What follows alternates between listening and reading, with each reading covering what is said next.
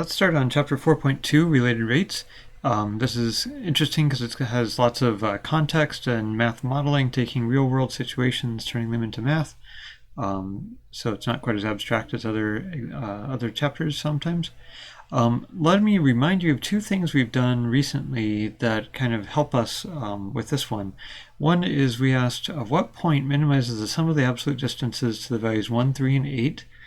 And the key idea there was to name that point x and then use x in a formula involving the distance to 1, the distance to 3, to the distance to 8. So once you draw this picture, then you can say, well, wherever x is, the distance to 1 is x minus 1, but take the absolute value in case x is over here or over there, and the same thing, and then add those up.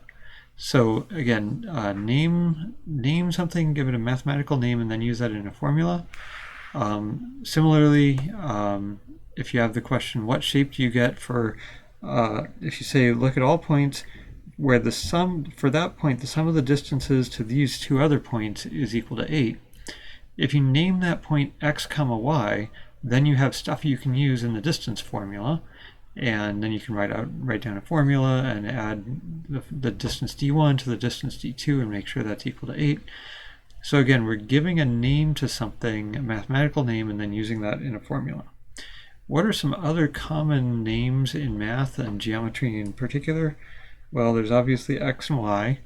What else? Take a second, think of what other common math names we use in formulas. Time, maybe? Radius, angle, theta, length, height, width, volume, all good names. We're going to be using some formulas, so I want you to think about these as you're working through the problems. The distance formula, that square root formula there. What formulas are helpful in trig, or what mnemonic you might remember? ch42a. Try to remember what each of those stands for before I write it out. Sine is opposite over hypotenuse. Cosine is adjacent over hypotenuse. Tangent is opposite over adjacent, ch42a.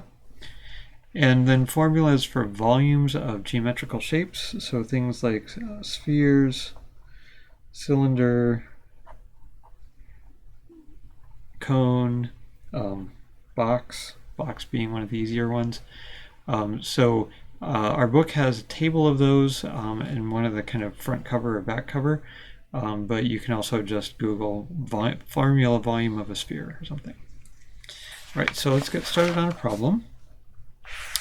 You might have seen this problem before. Let's say you have a car going this way, let's call that north, and you have a bike going this way, let's call that west. The car is an automated car, and it's using radar to sense how far different objects are away from it. And radar only measures the distance directly to the object, not the distance along the road or where the bike is moving. So it's only going to measure how far the bike is away and how quickly that diagonal distance is changing.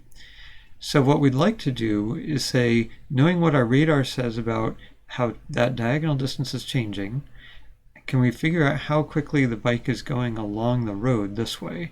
Because that's going to determine whether we're going to hit it or not, for example. Seems important. Turns out that's a slightly harder problem than this easier problem. If we knew the bike's speed along the road, can we figure out what the radar indicated speed is going to be along that diagonal? So go ahead and set up a model. Okay, pause the video. All right, welcome back. So what kind of things do we want to do to name things on this graph?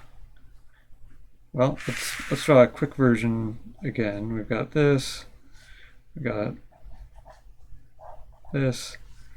Some things that might be important. I could label the origin here. It seems like the place where they might crash might be a good place to put the origin. We could say this distance is x.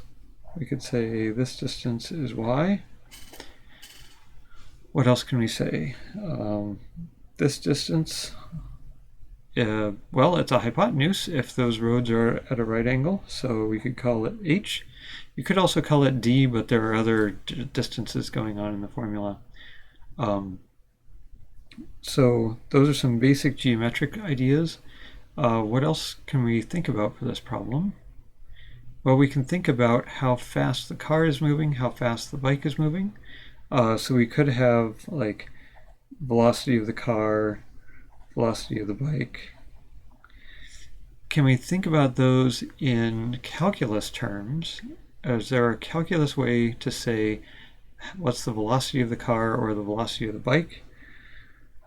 Well, the car, its y value is changing with time, and the rate of change of the position is velocity. So we could call it dy dt. And then what would be a good name for the velocity of the bike? dx dt. And then the hypotenuse length is also changing with time, and that's the kind of the speed that the radar indicates. So what's a name for how fast the hypotenuse is changing with time? You might say dh dt. And then some of these we might know because the automated car might know how fast it's going.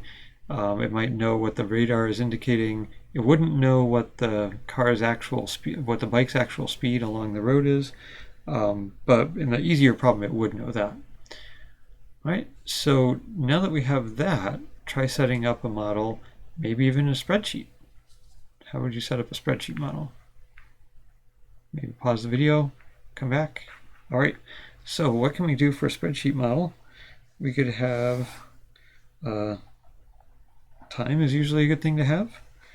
We could have delta t, oh, if I can write. So we could say right now is time 0. Seems like things are happening quickly. Maybe we want to go in just like 1/1000th of a second increments here.